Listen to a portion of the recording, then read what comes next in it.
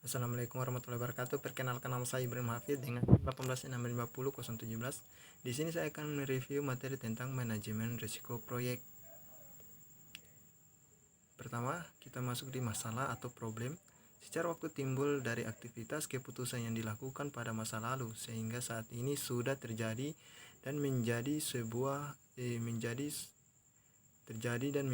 sudah diketahui dampaknya. Sebuah contoh, macet Jakarta merupakan gambar dari masalah karena sudah terjadi pada kondisi saat ini dan penanganan kedepannya dilakukan manajemen krisis. Sementara risiko merupakan kejadian yang belum terjadi, baru merupakan perkiraan akan terjadinya pada saat nanti. Apakah akan benar-benar terjadi atau tidak tergantung dari penanganan dan tindakan yang akan dilakukan. Ada 3 komponen yang berkaitan dengan risiko: A. Efek, B. Ketidakpastian, C. Sasaran. Risiko menurut kamus risiko adalah kemungkinan kerugian atau kecelakaan. Definisi dari risiko proyek adalah sebuah ketidakpastian yang dapat berdampak positif atau negatif bagi proyek. Tujuan dari manajemen risiko adalah untuk meminimalkan potensi risiko negatif sambil memaksimalkan potensi risiko. Risiko berhubungan dengan ketidakpastian. Ketidakpastian ini terjadi karena kurang atau tidak tersedianya cukup informasi tentang apa yang terjadi.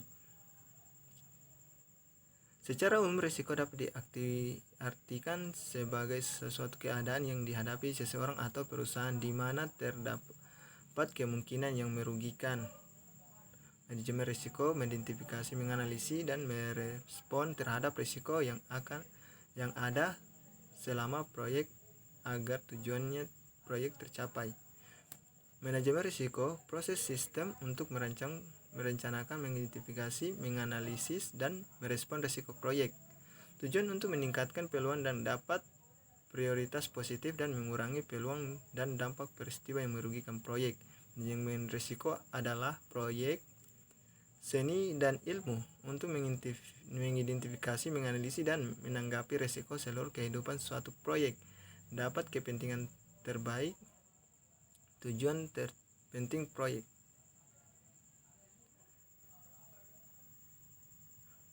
Manajemen risiko.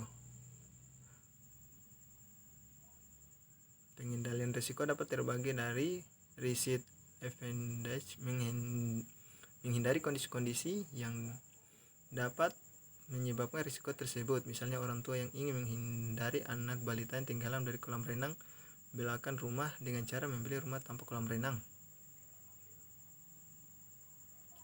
Loss prevention, mengendalikan kerugian dengan mencari masalah pencegahan kerugian. Misalnya perawatan mobil berkala dengan merugikan peluang terjadinya kecelakaan karena kegagalan sistem mekanik.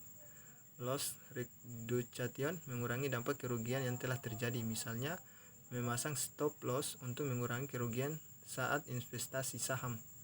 Non-insurance transfer, memindahkan rinci kepada pihak lain dengan tahap menggunakan kontrak asuransi. Misalnya ada seorang pembisnis yang memiliki utang dalam bentuk mata uang asing. Risk transfer, memindahkan risiko kepada pihak lain dengan menggunakan kontrak asuransi. Misalnya konsep asuransi jiwa, asuransi kesehatan, asuransi kendaraan, dan lainnya. Risk retention, membiayai atau membayar kerugian seseorang. Buka kurung disebut dengan self-absorption of risk atau self-insurance. Misalnya orang-orang tidak mengurangi kehilangan handphone atau bolpen mahalnya. Dalam pengelolaan perusahaan secara umum, fungsi penerapan manajemen risiko pada tingkat perusahaan: 1. Memperkuat analisis pencapaian strategi perusahaan, memindahkan dan mengambil keputusan. Meningkatkan produktivitas perusahaan. Dalam menjalankan bisnis, setiap perusahaan pasti mempunyai strategi yang akan dijalankan baik dalam jangka waktu tahunan maupun 5 tahunan yang bisa dikenal dengan CS, Computer Strength Plan. Di dalam terhadap strategi secara umum, target yang akan dicap serta program-program dasar perusahaan. Ketika manajemen risiko dijalankan oleh perusahaan, maka sedari awal sudah dapat diidentifikasi risiko-risiko yang berdampak signifikan. Sebagaimana disebut sebelumnya bahwa di dalam risiko selain ancaman terdapat peluang yang dapat diambil oleh perusahaan. Peluang ini menjadi tantangan tersendiri untuk meningkatkan proses perusahaan ketika dapat mengalami kesulitan. Perencanaan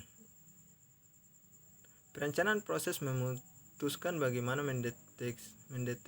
mendekati dan melaksanakan aktivitas manajemen risiko untuk proyek, memastikan tingkat tipe dan efektivitas manajemen risiko yang setara dengan risiko dan kepentingan proyek bagi organisasi, menyediakan sumber daya dan waktu yang memadai untuk aktivitas manajemen risiko, menetap basis yang disepakati untuk mengevaluasi risiko. Indikator risiko, menilai prioritas risiko, teridentifikasi menggunakan peluang terjadinya dampaknya terhadap tujuan proyek bila risiko itu terjadi. Menilai faktor lain seperti kerangka waktu dan toleransi risiko dari kendala jadwal ruang lingkup atau mutu. Analisis risiko kualitatif, mulai prioritas risiko teridentifikasi menggunakan peluang terjadinya dampak terhadap tujuan proyek. Bila risiko itu terjadi, menilai faktor-faktor lain seperti kerangka waktu dan toleransi risiko dan kendala biaya jadwal ruang lingkup dan mutu. Analisis risiko kuantitatif dikerjakan berdasarkan risiko yang diperoleh oleh proses analisis risiko kualitatif. Proses menggunakan teknik seperti simulasi material dan pohon keputusan, menghitung hasil yang mungkin dapat peluangnya, menilai peluang untuk mencapai tujuan proyek, mengidentifikasi risiko membutuhkan perhatian paling besar dengan menghitung kontribusi relatif terhadap keseluruhan risiko proyek, mengidentifikasi biaya, jadwal, dan target ruang lingkup yang realistis dan dapat dipercaya, menentukan keputusan manajemen proyek ketika beberapa kondisi atau hasilnya tidak pasti. Perencanaan respon risiko, proses mengembangkan pilihan dan menentukan tindakan untuk meningkatkan kesepakatan dan mengurangi ancaman terhadap tujuan proyek. Ini mengikuti analisis risiko kualitatif dan kuantitatif. Pengendalian dan monitoring risiko, tujuannya adalah untuk melakukan proses mengidentifikasi, menganalisis, dan merencanakan risiko-risiko yang baru muncul, melacak risiko teridentifikasi, menganalisis ulang risiko sekarang, memonitoring kondisi pemicu risiko kontingensi, memonitoring risiko, dan mereview pelaksanaan respon risiko saat mengevaluasi keefektifannya. Tujuan lain adalah untuk memastikan bila asumsi proyek masih valid risiko sebagaimana telah dinilai. Perubahan dari sebelumnya, kebijakan dan prosedur manajemen risiko diakui dengan biaya dan jadwal kontingensi dimodifikasi sesuai proyek. Risiko negatif dan risiko positif. Risiko negatif melibatkan pemahaman terhadap potensi masalah yang mungkin terjadi dalam proyek dan bagaimana risiko tersebut dapat menghambat proyek. Risiko positif adalah risiko yang dihasilkan oleh sesuatu yang baik, kadang disebut peluang atau kesempatan. Paradigma selama ini kita mengenal risiko dengan pandangan selalu negatif dalam bentuk ancaman, padahal risiko terdapat peluang yang dapat dikembangkan. Jika risiko berbentuk ancaman, maka penanganannya dengan melakukan mitigasi. Sementara jika risiko berbentuk peluang yang menguntungkan, maka peluang untuk dilakukan eksplorasi. Strategi risiko negatif, menghindari risiko melibatkan perubahan rencana manajemen untuk menghilangkan ancaman oleh risiko merugikan, mengisolasikan tujuan proyek dari dampak risiko, atau mengundurkan tujuan yang dalam bahaya. Strategi risiko positif, strategi untuk memastikan bahwa kesepakatan risiko positif dan dapat terrealisasi. Contoh, menugaskan SDM yang lebih berbakat untuk mengurangi waktu penyelesaian atau menyediakan mutu lebih baik dari yang direncanakan. Perencanaan manajemen risiko. Dokumen rencana pengelola risiko berisi prosedur untuk mengelola risiko sepanjang proyek. Isi dokumen manajemen risiko. Rencana kontingensi. Rencana kontingensi aksi yang dilakukan oleh tim proyek apabila sebuah risiko benar-benar terjadi. Fallback plans. Rencana yang dikembangkan untuk risiko yang berdampak sangat tinggi pada keberhasilan proyek. Kategori risiko: risiko pasar, risiko finansial, risiko teknologi, risiko manusia, risiko proses.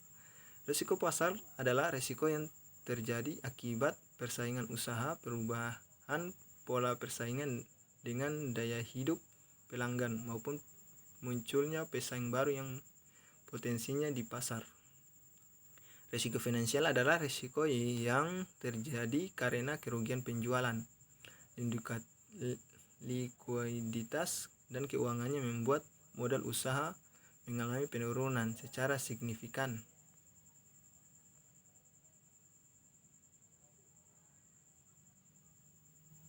Risiko terhadap benda dan manusia, di mana risiko terhadap benda dan risiko yang menimpa benda seperti rumah terbakar, sedangkan risiko terhadap manusia, risiko yang menimpa manusia seperti risiko hari tua, kematian, atau sebagainya. Risiko proses, yang itu risiko yang dapat terjadi dalam proses proyek tersebut berlangsung, misalnya risiko kegagalan terhadap analisis kebutuhan proyek, kegagalan dalam perencanaan dengan desain interview proyek. Risk profile. Gambaran tingkat kategori risiko dari sebuah proyek digunakan untuk mengidentifikasi dan mengkategorikan risiko. Potensi risiko negatif dikaitkan dengan quality art. Identifikasi risiko, proses memahami potensi kejadian dan dapat menghambat atau membentuk sebuah proyek. Alat bantu dan metode untuk identifikasi risiko: Broughton, Delphi, interview, analisis SWOT. Brainstorming, membentuk grup yang membahas berbagai macam ide atau solusi secara spontan untuk menyelesaikan permasalahan tertentu. Teknik Delphi digunakan untuk mencapai kesepakatan dari sekumpulan ahli dibandingkan tertentu yang melakukan prediksi terhadap masa depan. Interview, sebuah cara untuk menentukan fakta dengan cara mengumpulkan informasi melalui tatapan muka, telepon, email, atau instant messaging. SWOT, analis SWOT membantu mengidentifikasi risiko proses negatif, mengidentifikasi risiko positif dan negatif yang dapat terjadi di sebuah proyek. Risk register, dokumen yang berisi hasil dari proses manajemen risiko yang ditampil dalam bentuk tabel. Risiko event adalah kejadian yang tidak pasti yang dapat menghambat atau menjangkau proyek. Contoh, risk register. Matrilis probabilitas. Matrilis probabilitas atau dapat berisi gambar probabilitas kejadian sebuah risiko dipasangkan dengan dampak dari risiko tersebut. Contoh, matriks probabilitas. Analisis kuantitatif risiko, metode yang digunakan analisis Dodge-Station simulasi analisis sensitivitas. Disjointer adalah diagram analisis yang membantu dalam memilih sebuah situasi yang hasilnya belum pasti. Menghitung, tahap menghitung estimate metode value atau buka kurung MFP. 1. Memasukkan nilai probabilitas terjadi sebuah risiko. 2. Memasukkan nilai finansial dari dampak risiko tersebut. 3. Kalikan nomor 1 dengan nomor 2. Contoh kasus EMV, sebuah perusahaan melakukan analisis kuantitatif risiko proyek pengembangan sistem informasi akan mereka laksanakan. Proyek tersebut mempunyai dua kondisi kemungkinan. Kondisi kemungkinan pertama adalah proyek akan berhasil mencapai tujuan, dan kondisi kemungkinan kedua adalah mencapai kegagalan. Penyelesaian kasus AMV diketahui. Tipe proyek mengembangkan sistem informasi. Kondisi memungkinkan berhasil 70%. Laba USD 2.000. Gagal 30%, rugi USD 8.000. Penyelesaian kasus EMV. Setelah disusun dalam tabel, selanjutnya kita hitung nilai Pi atau penyelesaian probabilitas buka kurung Pi dan impert buka kurung I. Atau secara umum, hal yang dilakukan dalam menghitung EMV adalah sebagai berikut. Identifikasi skenario yang terdapat terjadi, tentukan probabilitas masing-masing skenario, tentukan nilai menetor yang terkait dengan setiap hasil. Strategi respon terhadap risiko negatif. Riset mengeliminasi kemungkinan terjadinya risiko. Riset reduction menerima risiko dengan syarat tingkat keparahan dari terjadinya risiko tersebut lebih rendah dan daripada tingkat toleransi risiko proyek. Riset. Contoh lainnya, perusahaan menukar faktur, menghentikan proses pekerjaan secara cuaca yang buruk untuk mencegah pegawai-pegawai mengalami kecelakaan, atau perusahaan retail memutuskan untuk tidak menjalankan pengumpulan data pribadi konsumen untuk mencegah risiko pencurian data. Contoh riset reduction, ketika perusahaan asuransi yang mendaftar asuransi kesehatan, mereka akan menyediakan perawatan kesehatan secara berkala atau voucher program kebugaran bagi peserta untuk merugikan risiko penyakit yang bisa memunculkan kapan saja jika tubuh tidak bugar. Strategi respon terhadap risiko negatif.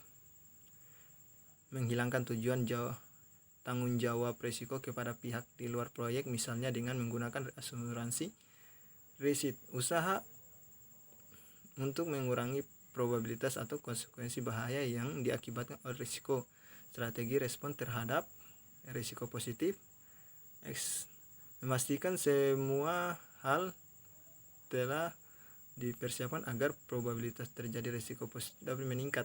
Membagi risiko, berkolaborasi dengan departemen atau pihak lain untuk mengeksplorasikan risiko positif. Strategi respon terhadap risiko positif lanjut. Meningkatkan risiko usaha yang dilakukan agar sebuah risiko positif dapat terjadi. Menerima risiko positif yang sudah terjadi. Risiko yang terjadi setelah memperhitungkan kontrol yang sudah dijalankan dalam rangka pengurangan dapat dari risiko utama. Risiko kejadian perampokan aset atau barang dalam gudang. Risiko ini masih terjadi dengan tingkat yang lebih kecil walaupun sudah dipasang alarm CCTV dengan gedung yang tersebut. Mungkin itu saja. Terima kasih. Saya akhiri. Billahi taufiq wal hidayah. Wassalamualaikum warahmatullahi wabarakatuh.